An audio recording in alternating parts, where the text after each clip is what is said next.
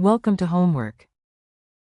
Okay, so in this problem, we have 11 carbon, 6 going to 11 beryllium, 5, and then our goal is to get, let's see, what is our goal? Maximum kinetic energy of the neutrino and a minimum energy of each. And so this is going to be a beta plus decay. So just as a reminder, that means that you have a proton going into a neutron plus a positron and a neutrino.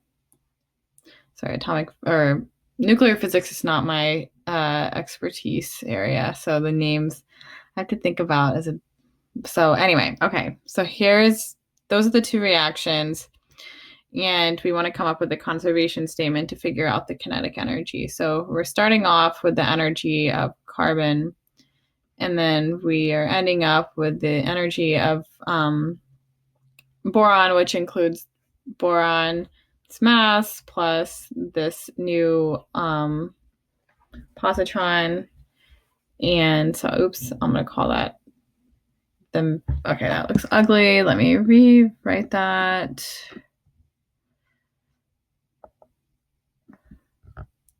Okay, plus the mass of the positron plus the kinetic energy of the I guess any remaining kinetic energy, and it could be distributed to the neutrino or the electron, or excuse me, the positron.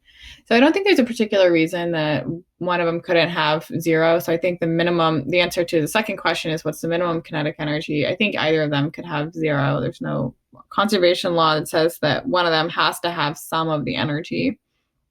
And so And so, yeah, the minimum is zero, but collectively they have to have this amount that will in this term of kinetic energy of neutrino plus electron. So this is one term just to describe the kinetic energy of the the positron and the neutrino. So if we're solving for that, we can say that this Ke term, I'm just going to label this Ke. So this is Ke.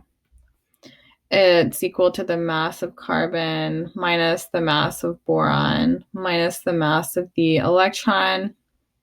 And when I plugged all this into a calculator, I actually got something different than what I'd seen other people do online. I'm not really sure what happened, but it's still close enough. So yeah, so mass of carbon, let's see. I think this line's going to get really long, so I'll just go ahead and write out all the masses over here. So mass of carbon is 11.01143,260. Probably way too many sig figs, but I just went with it. Got excited.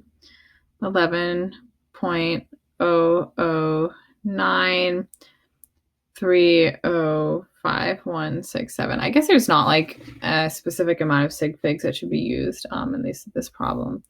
And then these are all atomic mass units. And then the mass of the electron is,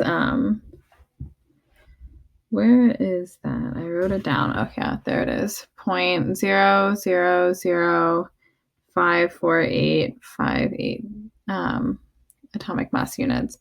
So when I plugged these into here, I ended up getting one. Oh yeah, and then we want to, if these are all in atomic mass units, let's convert it to mega electron volts. So 931.5 MeV per U. And when I did that, I got 1.47 MeV, and that could be distributed in any way.